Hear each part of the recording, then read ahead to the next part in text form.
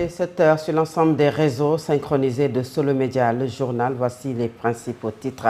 Désormais, le président de la République, le président de l'Assemblée nationale, le Premier ministre devront déclarer leur patrimoine aussi bien à leur entrée en fonction qu'à la fin de leur mandat ou de leur fonction.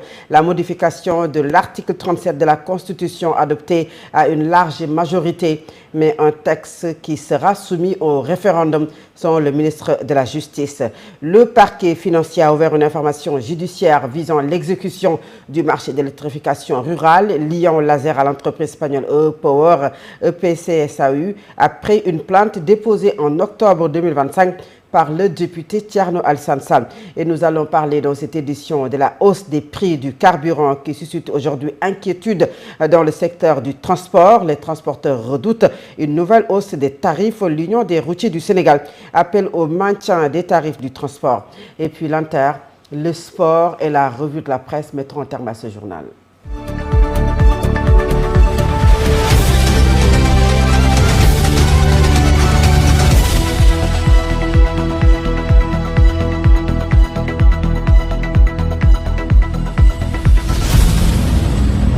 Le disait en titre, l'Assemblée nationale a adopté hier la proposition de loi numéro 33/2026 portant modification de l'article 37 de la Constitution. Le texte renforce l'obligation de déclaration de patrimoine et de publicité des principales autorités de l'État. Il s'agit du président de la République, du Premier ministre et du président de l'Assemblée nationale. Les détails avec Angelina Gomez. Désormais, le président de la République devra déclarer et rendre public son patrimoine au début et à la fin de son mandat. L'Assemblée nationale a voté ce lundi 17 août. Elle modifie l'article 37 de la Constitution et renforce l'obligation de transparence au sommet de l'État. Un amendement du gouvernement va plus loin. Le président de l'Assemblée nationale et le Premier ministre sont aussi concernés par cette obligation. Avec cette réforme, l'exécutif veut élargir les mécanismes de redevabilité. L'objectif est clair, consolider la probité dans la gestion publique et renforcer la confiance des citoyens envers leurs institutions. En adoptant ce texte de la proposition de loi numéro 33/2026, les députés franchissent une étape importante pour la bonne gouvernance du pays. La déclaration de patrimoine devient ainsi une exigence pour les 3 plus hautes autorités du pays, à l'entrée comme à la sortie de fonction.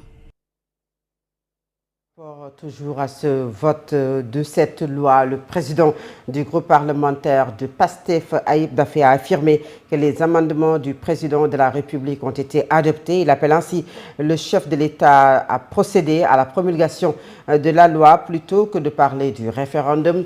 Ayib Daffé, que je vous propose de suivre.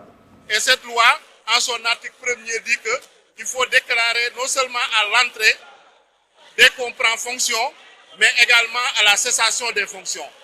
Et dans la Constitution, il se trouve que le président de la République, la seule obligation qui lui était impartie, c'était de déclarer simplement après son élection.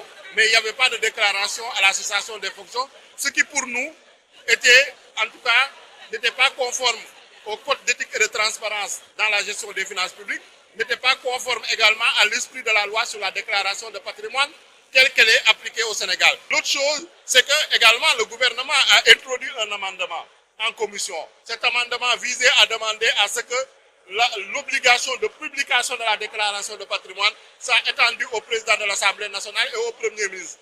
Nous avons accepté cet amendement. Ce qui veut dire que le gouvernement et l'Assemblée nationale, le président de la République sont en accord sur cette loi qui vient d'être adoptée. Et puis, une disposition de la Constitution, article 37. Est-ce qu'on va demander aux Sénégalais, oui, est-ce que vous êtes d'accord, oui ou non, que le président de la République, que le Premier ministre, que le président de l'Assemblée nationale publient leur déclaration de patrimoine? Est-ce que ça nécessite vraiment un référendum? Si le président de la République, comme il vient de le dire à travers son ministre de la Justice, garde des Sceaux, est engagé pour la transparence et la bonne gouvernance, il n'a qu'à simplement promulguer. Je pense que c'est simple. Et avant la fin du mois d'août, cette disposition, la Constitution sera modifiée et cette disposition sera appliquée. Le ministre de la Justice, garde des Sceaux, Maître Moussa Sarr, a donc annoncé que le président de la République, Bassirou Diomaye Faye, compte soumettre au référendum la proposition de loi portant modification de l'article 37 de la Constitution qui vient d'être adoptée à une très large majorité par le Parlement. Selon le ministre de la Justice, la démarche du président de la République repose sur une conviction forte que la recherche de la transparence doit s'inscrire dans un cadre juridique cohérent, équilibré et durable. Pour cela, une réforme de cette importance ne peut se limiter à des ajustements ponctuels, mais doit s'intégrer dans une réflexion globale sur nos institutions. Il ajoute que le futur texte à soumettre au référendum intégrera donc l'obligation de déclaration de publicité de patrimoine à toutes les principales autorités investies dans les plus hautes autorités de l'État. Et nous parlons de la saisine du Conseil constitutionnel en vue. Le bras de fer entre le gouvernement et l'Assemblée nationale s'intensifie autour du projet de loi sur les crédits également spéciaux, la recherche d'une très grande transparence dans la gestion de ces crédits face aux prérogatives respectives du gouvernement et du Parlement sénégalais. Une bataille juridique et politique qui pourrait désormais se jouer devant les sages du Conseil constitutionnel. C'est une réflexion de Mariam Sodendiaï. Le bras de fer se durcit entre gouvernement et Assemblée nationale autour des crédits spéciaux. Après l'adoption du texte en commission, le Premier ministre Alamine Lo menace de saisir le Conseil constitutionnel sur la base de l'article 83 de la Constitution. L'enjeu qui a le dernier mot sur l'utilisation de certains fonds de l'État. Côté Parlement, les députés veulent mieux encadrer les crédits spéciaux et renforcer les contrôles. L'objectif, plus de transparence dans la gestion de l'argent public. Du côté du gouvernement, certaines dispositions sont vues comme une atteinte aux prérogatives de l'exécutif en matière financière. Et maintenant, la saisine du Conseil constitutionnel risque de bloquer ou de ralentir la procédure parlementaire. Au-delà du dossier, la décision des sages fera jurisprudence. Elle va fixer les limites entre les pouvoirs du Parlement et ceux de l'exécutif. Au fond, ce débat dépasse les crédits spéciaux. C'est un débat sur la transparence, le contrôle démocratique et l'équilibre des pouvoirs. Une bataille juridique, mais surtout un test pour la démocratie parlementaire sénégalaise. Mariam Sodendiaï, nous parlons toujours de ces fonds spéciaux, rapport de contrôle et de reddition des comptes. Ousmane Sonko a relancé le débat dimanche sur la gestion des deniers publics entre irrégularités présumées au Conseil économique, social, environnemental, retrait de plusieurs milliards à la primature, des révélations qui posent une question centrale. Quel sort est réservé au rapport des corps de contrôle? Djibril Niane revient ici pour plus de détails. Des milliards, des rapports est désormais une question de responsabilité. Dans son entretien avec la presse locale, Ousmane Sonko remet au cœur du débat la gestion des fonds publics et pointe notamment la gestion de l'ancien Conseil économique, social et environnemental, alors présidé par Aminata Touré. S'appuyant sur ce qu'il présente comme un rapport de l'inspection générale d'État, le président de l'Assemblée nationale affirme que plus de 2 milliards 136 millions de francs CFA auraient été perçus en espèces par l'ancienne présidente du CESE. Il évoque également la création de fonds spéciaux sans base légale et l'ouverture de 3 comptes sur lesquels ces sommes auraient été versées. Des rapports, mais quelle suite judiciaire? Au-delà des chiffres, une interrogation s'impose désormais dans le débat public. Si ces faits sont établis par les corps de contrôle, pourquoi n'ont-ils pas jusqu'ici donné lieu à des poursuites judiciaires? Une autre question traverse l'opinion. Que devient la promesse de Djoubel Djoubanti portée par le régime du président Bassirou Diomaye Faye lorsque des rapports susceptibles de mettre en cause d'anciens responsables restent sans suite visible? Ousmane Sonko évoque également la gestion de fonds spéciaux à la primature. Il affirme que plus de 3 milliards de francs CFA auraient été retirés entre mars et avril 2023. Alerté par sondage, il dit avoir sollicité des explications auprès de son prédécesseur et du ministre des Finances, Cheikh Diba, sans obtenir, affirme-t-il, de réponse sur la destination de ces fonds. Sur la polémique autour d'une rallonge budgétaire qu'il aurait demandé, le président de l'Assemblée nationale détaille ses besoins. 940 560 millions pour des véhicules destinés à l'ONRAC, 87 millions pour l'audit du programme de gestion des inondations, 100 millions pour la commémoration du massacre de Thiaroye et 300 millions pour la mise aux normes du building administratif. Au fond, le débat dépasse désormais les querelles politiques. Si les rapports évoqués établissent des irrégularités, les Sénégalais attendent des explications, mais surtout des suites, car la reddition des comptes ne peut être crédible que si elle s'applique à tous, anciens comme nouveaux détenteurs du pouvoir. Et dans l'actualité judiciaire, le parquet financier a ouvert une information judiciaire visant à l'exécution du marché d'électrification rurale liant Azer à l'entreprise espagnole AO Power après une plainte déposée en octobre 2025 par le député Thierno Alassane Sall.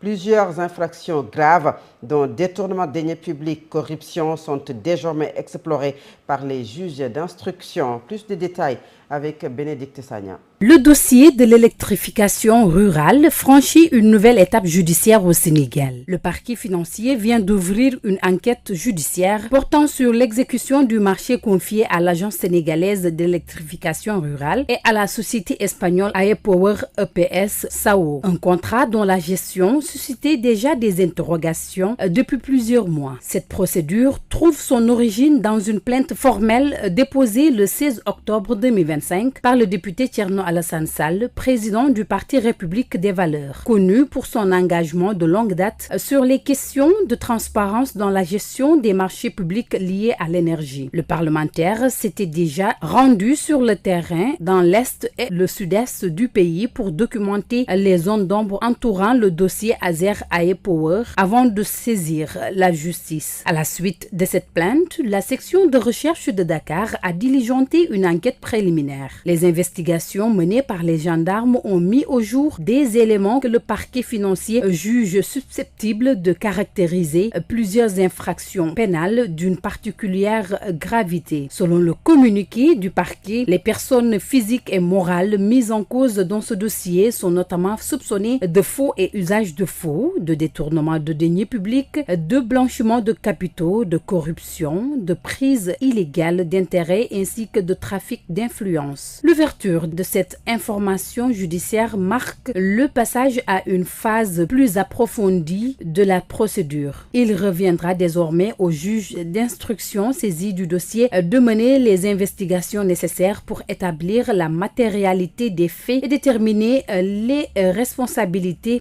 éventuelles de chacune des personnes et sociétés mises en cause. Ce dossier s'inscrit dans un contexte plus large de vigilance accrue autour de la gestion des programmes d'électrification rurale au Sénégal, plusieurs contrats et concessions ayant déjà fait l'objet d'audits et de critiques ces dernières années. Il illustre également la volonté affichée par les autorités judiciaires de traîner avec fermeté les dossiers touchant à la gestion des deniers publics dans les grands projets d'infrastructure.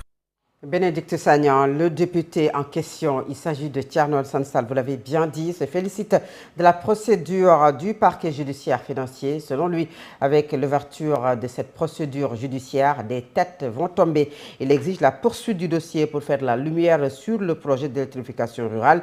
Thierno Alassane Sall au micro de Bénédicte Sagnan et de Cheikh Tidiane Sène au sortir de la séance plénière à l'Assemblée nationale.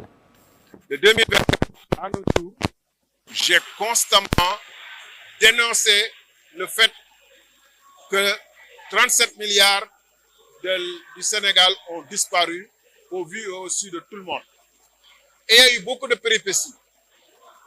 Ils ont toujours refusé de porter ce combat, alors même que, et ils m'ont toujours menacé ou essayé de me tourner en dérision.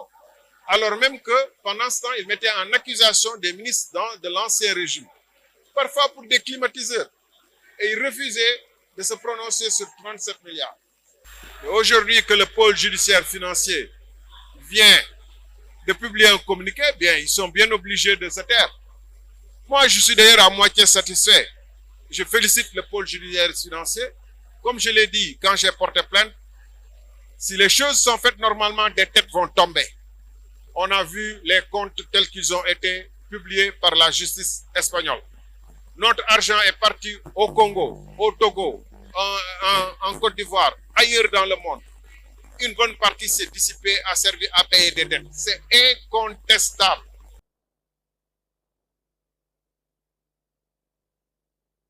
Parlons économie. Une équipe des services du Fonds monétaire international FMI, dirigée par Mme Mercedes Vera-Martin, chef de mission pour le Sénégal, va effectuer une visite donc à Dakar du 19 août au 1er septembre 2026. Selon un communiqué de l'institution du Fonds monétaire international, au cours de cette mission, ces services et les autorités sénégalaises vont poursuivre leurs discussions en vue de progresser de converger vers une convergence, de vue sur les politiques et les réformes susceptibles d'être soutenues par un accord de financement avec le Fonds monétaire international. Depuis juin 2024, le Sénégal attend la concrétisation d'un nouvel accord de partenariat avec le Fonds monétaire international, mais depuis lors, il n'y a pas encore eu de décaissement. Et nous allons parler de la hausse du prix du carburant. Chauffeurs et usagers déplorent une augmentation qui alourdit les charges et fait craindre une nouvelle hausse des tarifs dans le secteur du transport. Pour les voyageurs, notamment ceux qui empruntent les longues distances, cette situation pourrait davantage peser sur leurs dépenses. Les transporteurs, eux, disent attendre des décisions de leurs responsables avant d'envisager une éventuelle révision des tarifs. Face à ces préoccupations, ils interpellent le gouvernement pour un retour à des prix plus abordables et pour une meilleure régulation du secteur du transport. C'est un reportage de Khalifa Babakar Fall et de Félicité. La hausse des prix du carburant suscite de vives inquiétudes dans le secteur du transport. Les chauffeurs déplorent une situation qui pèse davantage sur leurs charges et sur le quotidien des usagers. Ça nous a vraiment surpris de voir la hausse des prix des carburants qui étaient déjà très chers. Et voilà qu'on augmente encore son prix. C'est presque insupportable. Sur le terrain, les transporteurs font part de leurs préoccupations face à cette augmentation. Une situation qui, selon eux, pourrait avoir des répercussions sur les tarifs du transport et sur le pouvoir d'achat des clients. Avec la hausse des prix du carburant, nous nous préparons actuellement à aller à Kolda. Les tarifs sont fixés à 7 000 francs CFA. Mais s'ils augmentent encore, cela risque d'être difficile pour nous les clients. Face à cette situation, les chauffeurs interpellent le gouvernement et l'invitent à prendre des mesures pour ramener les prix à un niveau plus supportable. J'interpelle le gouvernement pour qu'il ramène les prix à leur niveau d'avant, voire qu'il les diminue parce que la population souffre, il faut le dire. Selon les transporteurs, toute éventuelle hausse des tarifs dépend également des décisions prises par le responsable et des conditions imposées dans le secteur. Pour l'augmentation des tarifs, nous attendons la décision de nos responsables avant de prendre toute décision. Une inquiétude grandissante qui relance le débat sur l'avenir du transport au Sénégal. Les acteurs appellent ainsi les autorités à intervenir pour réguler le secteur et préserver les intérêts des chauffeurs comme ceux des usagers. Cette hausse du prix du carburant ne surprend guère Goro Khouma. Il est le président de l'Union des routiers du Sénégal. Une augmentation qu'il juge justifiée face à cette crise mondiale. Par ailleurs, Goro Khouma appelle au maintien des tarifs du transport. Goro Khouma, que je vous propose de suivre. Le gouvernement envisageait d'augmenter le prix du carburant, le litre à la pompe. Et ça a été effectif. Je m'attendais, ce n'est pas une surprise de mon côté. C'est une crise mondiale. Il faut qu'on accepte que c'est une crise mondiale. Ce n'est pas le carburant ou le gasoil ou le super qui connaîtra une hausse. C'est tous qui connaîtront une hausse, vu la situation mondiale. Mais moi, ce que je voudrais parler avec notre gouvernement, que le train de vie de l'État soit baissé, que les voyages vers l'étranger soient réduits. Mais si nous vivons des difficultés et que le train de vie de l'État n'a pas changé, cela veut dire que c'est nous qui sommes les difficultés, mais eux qui ne savent pas la difficulté. Et je trouve que ça ne doit pas se passer comme ça. Il y a certaines personnes qui ont des craintes sur la hausse possible du prix du transport. Est-ce que vous pensez qu'aujourd'hui on peut aller jusqu'à augmenter le transport au Sénégal? Est-ce que le gouvernement avait baissé le prix à la pompe? Les populations ont crié pour que les tarifs soit baissé. Mais nous avons dit non, c'est pas le moment. Donc c'est le même prix qui était baissé qui est revenu encore. Nous n'avons pas le droit et nous ne devons même pas y penser pour augmenter le transport. Donc si le gouvernement augmente même 1 franc, ça va nous perturber. À plus de raison, le montant augmenté. Mais ça ne nous donne pas une raison pour augmenter le tarif. Les prix vont rester sur place. Cet extrait de Goro Houma met en terme à la première partie de cette édition. La seconde partie, c'est la page internationale, le sport et la revue de la presse. À présent, l'Inter.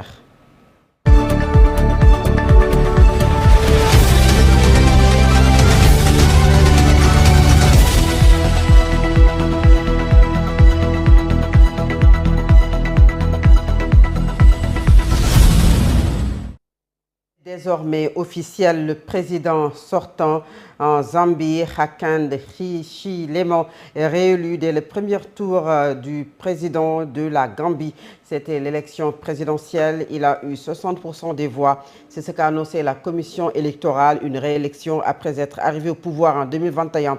Porteur de réformes fortes durant son premier mandat, notamment dans le secteur économique. Hakainde Hichilema, 64 ans, n'a pas totalement convaincu la population qui attend les répercussions de ces mesures.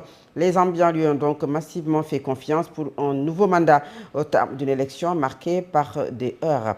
Et en République démocratique du Congo, avec 2325 décès confirmés au 15 août, la 17e épidémie d'Ebola que connaît la RDC vient de franchir un seuil historique. Elle dépasse désormais le bilan de la flambée de 2018 à 2020. Jusqu'ici, la plus meurtrière jamais enregistrée dans le pays. Et contrairement à cette dernière, son bilan n'est pas définitif car la transmission reste active.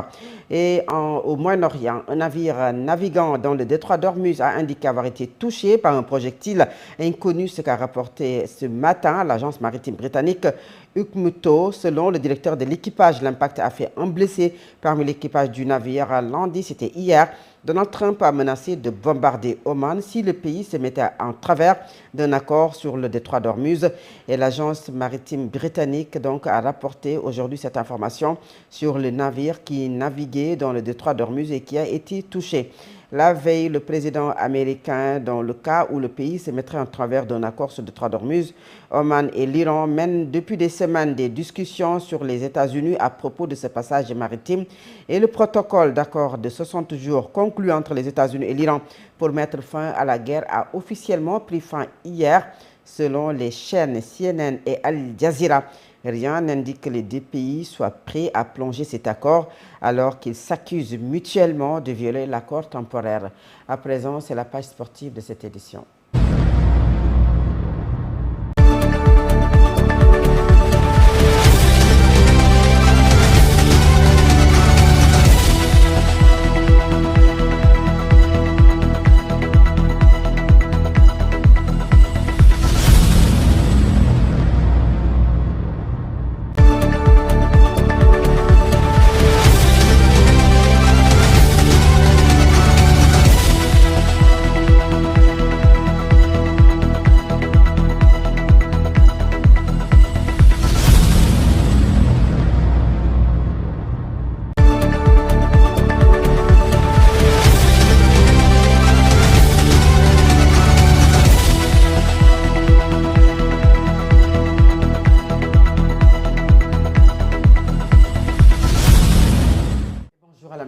Quelle est l'actualité sportive? Merci. Bonjour à vous, Fatou Abdounia. L'actualité sportive reste dominée par qui sera le successeur de Pape Thiaw? Cette question qui taraude l'esprit des Sénégalais.